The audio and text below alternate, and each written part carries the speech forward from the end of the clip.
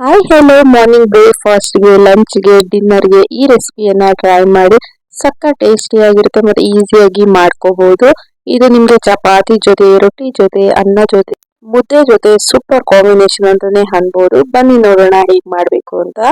ಮೊದಲಿಗೆ ನಾನು ಈ ರೀತಿಯಾಗಿ ದೊಡ್ಡ ಬದನೆಕಾಯನ್ನ ತಗೊಂಡಿದ್ದೀನಿ. ನೇರಳೆ ಕಲರ್ ಇರುವಂತಹ ಬದನೆಕಾಯನ್ನ ನಾನು ತೋರಿಸ್ತಿರುವಂತಹ ರೀತಿಯಲ್ಲಿ ಕಟ್ ಮಾಡ್ಕೋಬೇಕಾಗುತ್ತೆ. ಮಧ್ಯಕ್ಕೆ ನಾನು ಇಲ್ಲಿ ಒಂದು 4-5 ಕಡೆ ಈ ರೀತಿಯಾಗಿ ಕಟ್ ಮಾಡ್ಕೊಳ್ತಾ ಇದ್ದೀನಿ.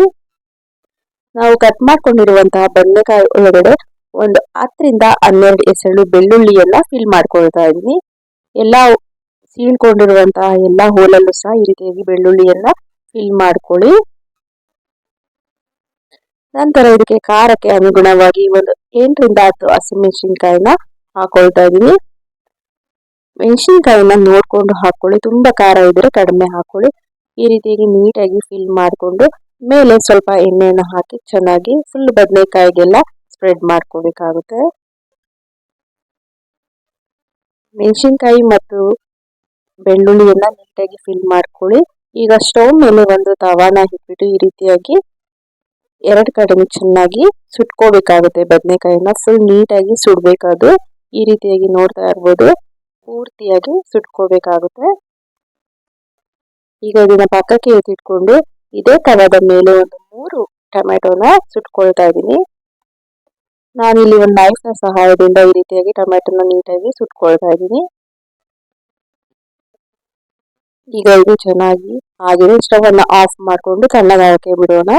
ಈಗ ಸ್ವಲ್ಪ ತಣ್ಣಗಾದ್ಮೇಲೆ ಇದರ ಮೇಲಿನ ಸಿಪ್ಪೆ ಏನಿರುತ್ತಲ್ಲ ಅದನ್ನ ಈ ರೀತಿಯಾಗಿ ಚಾಕುವಿನ ಸಹಾಯದಿಂದ ನೀಟಾಗಿ ತೆಗೆದಿಟ್ಕೋಬೇಕಾಗುತ್ತೆ.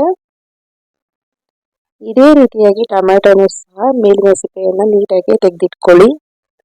ಇನ್ನು ನನ್ನ ಚಾನೆಲ್ನಲ್ಲಿ ಸುಮಾರು ಕುಕಿಂಗ್ ವಿಡಿಯೋಸ್ಗಳು ಮತ್ತು ವ್ಲಾಗ್ಸ್ಗಳನ್ನ ಅಪ್ಲೋಡ್ ಮಾಡಿದ್ದೀನಿ ನೋಡಿ. ಈಗ ಟೊಮೆಟೊನ ನೀಟಾಗಿ ಸಣ್ಣದಾಗಿ ಕಟ್ ಮಾಡ್ಕೊಳ್ತಾ ಇದ್ದೀನಿ. ಒಂದ್ಸರಿ ಈ ರೀತಿಯಾಗಿ ರೆಸಿಪಿಯನ್ನ ಟ್ರೈ ಮಾಡಿ, ತುಂಬಾ ಅಂದ್ರೆ ತುಂಬಾನೇ ಚೆನ್ನಾಗಿರುತ್ತೆ. ನಂತರ ಬದನೆಕಾಯಿನೂ ಸಹ ಅದೇ ರೀತಿಯಾಗಿದೆ ತೆಗೆದಿಟ್ಕೊಳ್ತಾ ಇದ್ದೀನಿ. ಬದನೆಕಾಯಿ ಮತ್ತು ಹಸಿಮೆಣಸಿನಕಾಯಿ ಬೆಳ್ಳುಳ್ಳಿಯನ್ನು ಆದಷ್ಟು ಎಷ್ಟಾಗುತ್ತೋ ಅಷ್ಟು ಸಣ್ಣಗೆ ಕಟ್ ಮಾಡ್ಕೊಳ್ತಾ ಇದ್ದೀನಿ.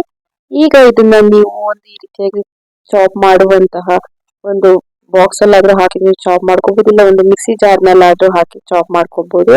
ನಾನು ಈ ರೀತಿಯಾಗಿ ಚಾಪರ್ ಅಲ್ಲಿ ಹಾಕಿ ಚಾಪ್ ಮಾಡ್ಕೊಳ್ತಾ ಇದ್ದೀನಿ.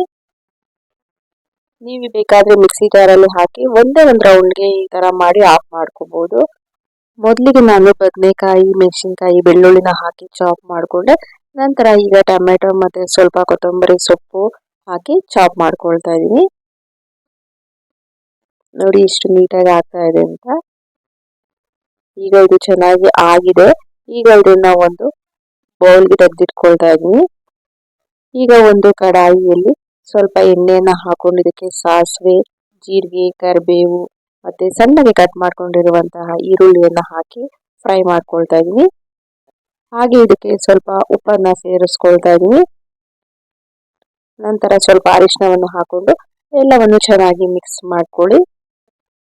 ಈಗ ಸ್ಟವ್ ಅನ್ನ ಆಫ್ ಮಾಡಿಕೊಂಡು ಈಗಾಗಲೇ ನಾವು ಮಾಡಿಟ್ಕೊಂಡಿರುವಂತಹ ಬದನೆಕಾಯಿ ಮಿಶ್ರಣ ಏನಿರುತ್ತಲ್ಲ ಅದಕ್ಕೆ ಈ ಒಗ್ಗರಣೆಯನ್ನ ಹಾಕೊಂಡು ಒಮ್ಮೆ ಚೆನ್ನಾಗಿ ಮಿಕ್ಸ್ ಮಾಡ್ಕೊಳ್ಳಿ. ನೋಡಿದ್ರಲ್ಲ ಇಷ್ಟು ಈಸಿಯಾಗಿ ಎಷ್ಟು ಟೇಸ್ಟಿಯಾಗಿ ಮಾಡ್ಕೋಬಹುದು ಅಂತ. ಇದನ್ನ ಈಗ ನೀವು ಸರ್ವ್ ಮಾಡ್ಬೋದು. ಇದಕ್ಕೆ ನಾನು ಚಪಾತಿಯನ್ನ ಮಾಡಿದ್ದೀನಿ. ನಾನು ಚಪಾತಿ ಒಟ್ಟಿಗೆ ಸರ್ವ್ ಮಾಡ್ತಾ ಇದ್ದೀನಿ. ನೋಡಿದ್ರಲ್ಲ ಇಷ್ಟು ಸಿಂಪಲ್ ಆಗಿ ಮಾಡ್ಕೋಬಹುದು ಅಂತ. ಚಪಾತಿನೂ ಸಹ ಅಷ್ಟೇ ಸಾಫ್ಟ್ ಆಗಿ ಬಂದಿತ್ತು. ಈ ಚಪಾತಿಯ ರೆಸಿಪಿ ಬೇಕಂದ್ರೆ ನನ್ನ ಚಾನೆಲ್ ನಲ್ಲಿದೆ, ಲಿಂಕ್ ಬೇಕಂದ್ರೆ ಡಿಸ್ಕ್ರಿಪ್ಷನ್ ಅಲ್ಲಿ ಹಾಕಿರ್ತೀನಿ, ಟ್ರೈ ಮಾಡಿ. ಈಗ ಬನ್ನಿ ಟೇಸ್ಟ್ ಮಾಡೋಣ ಹೇಗಿದೆ ಏನು ಅಂತ. ತುಂಬಾ ಅಂದ್ರೆ ತುಂಬಾ ಚೆನ್ನಾಗಿತ್ತು. ಖಂಡಿತವಾಗಿ ನೀವು ಸಹ ಟ್ರೈ ಮಾಡಿ, ಹೇಗೆ ಬಂತು ಅಂತ ನನಗೆ ಕಮೆಂಟ್ ಮೂಲಕ ತಿಳಿಸಿ. ಹೀಗೆ ಸಪೋರ್ಟ್ ಮಾಡಿ. Thank you so much and bye.